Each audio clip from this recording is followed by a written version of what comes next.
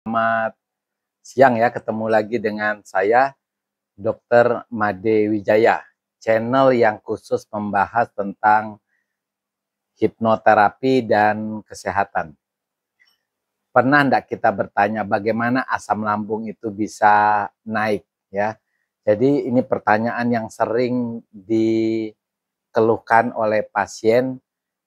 Dok, kenapa asam lambung saya bisa naik sampai ke kepala ya? Biasanya kan keluhannya selalu naik itu ke ulu hati, ke dada, sama leher, mulut, dan kepala. Nah, keluhan ini lazim kita sebut dengan GERD lah ya, atau asam lambung yang naik. Keluhannya selain yang tadi dokter sebut, biasanya mengeluh berupa sakit ulu hati, bahkan sakitnya itu bisa sampai tembus ke daerah tulang belakang. Dada terasa panas, terasa nyeri, bahkan ada yang sampai menderita sesak napas. Rasa asam, rasa pahit di daerah leher dan mulut itu juga keluhan yang sering dikeluhkan oleh pasien dengan penyakit GERD atau asam lambung naik.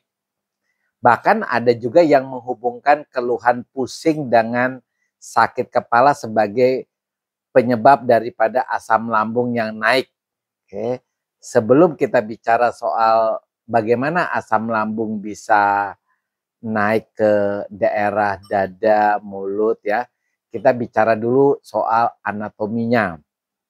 Nah, ada hal yang disebut dengan sphincter atau sekat yang kita sebut dengan sekat kerongkongan bagian atas dan sekat kerongkongan bagian bawah. Jadi dari mulut, kemudian di belakangnya ada kerongkongan, itu ada sekat kerongkongan atas, turun lagi ke daerah kerongkongan bawah, melewati leher, dada, sampai dekat dengan ulu hati. Perbatasan antara ulu hati dengan lambung, itu ada sekat lagi. Kita sebut dengan sekat kerongkongan bagian bawah.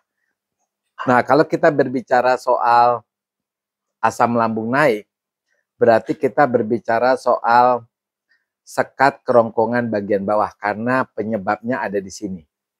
Jadi kalau kerongkongan atau sekat kerongkongan bagian bawah ini terbuka, itu secara alamiah terbuka ketika kita sedang makan, ya dia terbuka supaya makanan itu bisa masuk ke lambung kita. Selesai kita makan atau selesai kita minum, maka dia akan menutup kembali. Sehingga makanan atau cairan lambung itu tidak bisa naik karena ada sekat yang memisahkan. Nah, ketika kita selesai makan tetapi sekat itu tetap terbuka, itulah yang mengakibatkan asam lambung bisa naik ke daerah ulu hati, dada, leher, bahkan mulut. Nah, ternyata sekat kerongkongan bagian bawah ini bisa terbuka di luar makan dan minum, itu banyak penyebabnya. Pertama, efek samping dari makanan tertentu. Ya, biasanya ini orang per orang beda-beda ya. Umumnya sih makanan yang pedas atau aroma makanan yang menyengat seperti durian. Efek daripada gangguan hormonal, misalnya terjadi pada orang yang ngidam, kehamilan di trimester pertama, biasanya gangguan hormonal ini bisa mengakibatkan sphincter atau sekat kerongkongan bagian bawahnya terbuka.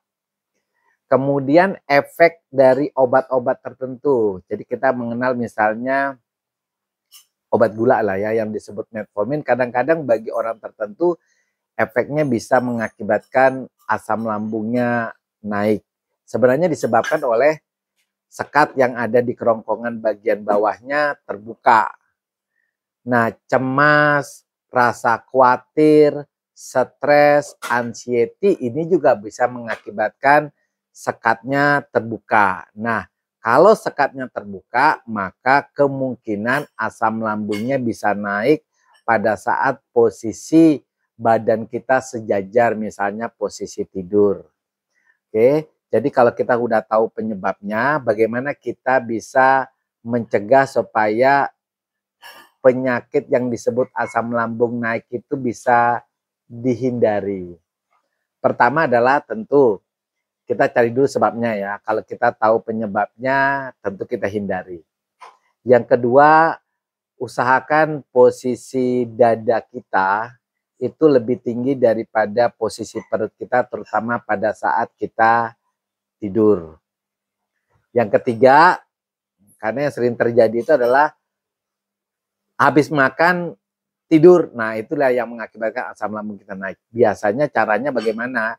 Usahakan kita tidur setelah makan itu minimal jeda waktunya antara 2 sampai 3 jam ya. Usahakan 2 sampai 3 jam. Kemudian kita bisa mengkonsumsi obat-obat MAH sesuai dengan indikasi. Jadi obat MAH itu kan kadang-kadang bisa dibeli tanpa resep ya. Misalnya antasida, itu fungsinya untuk menetralkan asam lambung yang sudah ada ya. Yang kedua, obat-obat yang mungkin kita kenal dengan nama omeprazol, lansoprazol, ranitidin yang fungsinya mengurangi produksi daripada kelebihan asam lambungnya.